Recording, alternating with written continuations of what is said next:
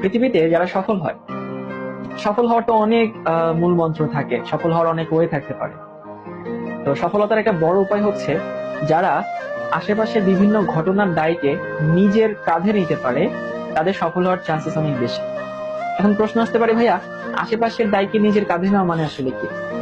আশেপাশের দায়কে নিজের কাঁধে নেওয়া মানে ফার্স্টে তোমার বাসায় এখন ইলেকট্রিসিটি নেই, ফার্স্ট ধরো যে নাই, তুমি বলতেই পারো যে ভাই আমার বাসায় কারেন্ট নেই, আমি আজকে পড়বো না, আমার এখন ভালো লাগছে না, আমি পড়বো না। তাহলে তুমি কিন্তু দায়টা নিজের উপরে নিলা না। তোমার বাসায় কারেন্ট নেই, সেটাকে তুমি মেনে নিয়ে যদি নিজে এখন পড়াশোনা শুরু করো, তো কারেন্ট নাই এইটা একটা এক্সকিউজ, ঠিক আছে, কিন্তু আমি সেটাকে নিজের কাঁধে নিলাম, ওকে কারেন্ট নাই, আমাকে একটু অন্ধকারেই করতে হবে, অন্ধকারে ক্লাসটা করতে হবে, একটু মোমবাতি ধরে তুমি ক্লাস করো, বা তোমার বাসায় যদি অন্য কোনো চার্জার লাইট থাকে সেটা দিয়ে তুমি ক্লাস করতে পারো। তো এটা হচ্ছে একটা ফ্যাক্ট যে আশেপাশের দায়কে নিজের উপরে নেওয়া। অথবা ধরো তোমার পাশে তোমার একটা বন্ধু আছে যার ফ্যামিলি থেকে তাকে প্রচুর সাপোর্ট দেয়, তাদের ফ্যামিলি ধরো অনেক সলভেন্ট, তার জন্য অনেক ভালো টিচার রাখতে পারে, তার জন্য অনেক বাসায় টিচার রাখছে, এরকম কিন্তু হতে পারে। কিন্তু তোমার ফ্যামিলিতে ধরো সেই সামর্থ্য নাই, সবার ফ্যামিলিতে থাকে না।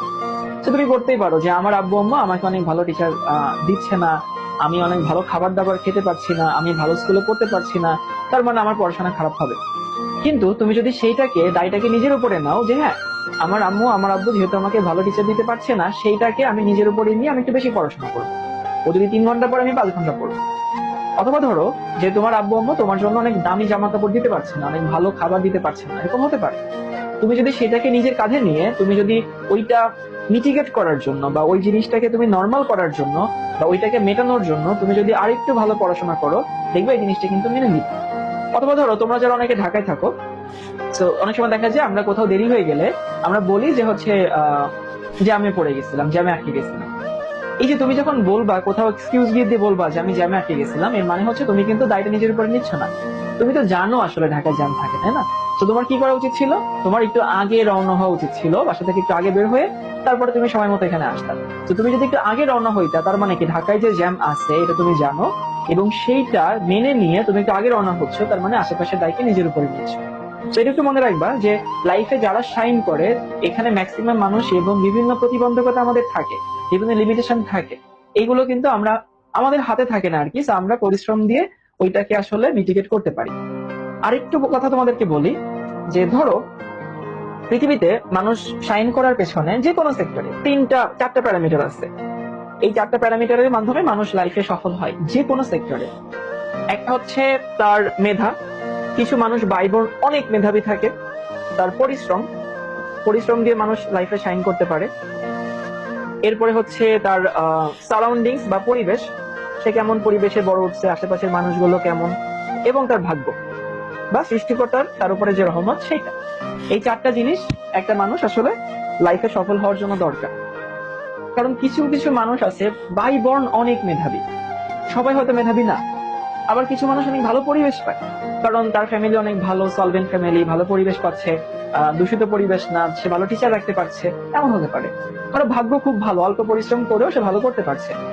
কারণ হচ্ছে কারণ তার ভাগ্য ভালো করছে, তার উপরে আল্লাহর রহমত আছে, অনেকের দোয়া আছে। এখন আমাকে একটু বলো তো এই 4টা প্যারামিটারের মধ্যে একটা মানুষের হাতে কোনটা আছে? বা ধরো আমি যদি হই তাহলে আমার হাতে আসলে কোনটা আছে? প্রথমটা নিশ্চয়ই আমার হাতে নাই, কারণ আমি মেধা কতটুকু মেধা আমার আছে এটা আমি কখনোই চেঞ্জ করতে পারবো না। আমি বাইবর্ন যতটুকু মেধা নিয়ে জন্মাইছি ওইটাই আমার। আমি পরিবেশটা চেঞ্জ করতে পারবো না, কারণ আমার আশেপাশে পরিবেশ আমার ফ্যামিলি দিবে, আমার সমাজ দেবে, এখন সেটা তো আমি চেঞ্জ করতে পারবো না, আমার ভাগ্যটাকে আমি চেঞ্জ করতে পারবো না। তো আমরা আসলে আমাদের হাতে আছে হচ্ছে এই 2 নাম্বারটা পরিশ্রম। সেই জন্য কখনো যদি মনে করো যে তোমাকে সাকসেসফুল হতে হবে, যেহেতু এই 3টাও অনেক বড় প্রভাব রাখে, বাট ওই 3টা আমাদের হাতে নাই, আমাদের হাতে আছে পরিশ্রম। তুমি যে কোনো সেক্টর, তুমি পড়াশোনা করো, তুমি বিজনেস করো, তুমি জব করো, তুমি যাই করো, তুমি যদি পরিশ্রম না করো, সেখানে যদি মেহনত না দাও, সেখানে কি তুমি ভালো করবে না? এই যে কিছুক্ষণ আগে কে জানি বললো কেমিস্ট্রি বোরিং, কেমিস্ট্রি বোরিং কিন্তু পড়তে হয়। এই যে বললাম না, তোমাকে আসলে মেনে নিতে হবে কেমিস্ট্রি বোরিং, বাট পড়তে হবে। তোমার কাছে মনে হতে পারে যে হ্যাঁ আমি আমার ফ্যামিলি ভাইয়া ভালো টিচার দিচ্ছেন, আমাকে ভালো টিচার পাচ্ছি না, আমি আমার বন্ধু তো বাসায় টিচার দেখে পড়ে। তো ফ্যাক্ট হচ্ছে তোমাকে মেনে নিয়ে তারপরে পরিশ্রম করতে হবে, এই জিনিসগুলোকে মাথায় রাখবে। সাফল্যের কোনো শর্টকাট নাই, পরিশ্রমের কোনো ওয়ে নাই, ওর কোনো অল্টারনেট নাই।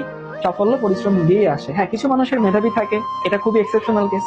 কিছু মানুষের পরিবেশ অনেক ভালো থাকে, সেটাও খুবই এক্সেপশনাল কেস। কিছু মানুষের ভাগ্য অনেক ভালো থাকে, সেটা এক্সেপশনাল কেস। বাট দিন শেষে দেখবা পৃথিবীতে যারা সফল হয়েছে ম্যাক্সিমাম মানুষ আসলে পরিশ্রম ছিল। ওকে।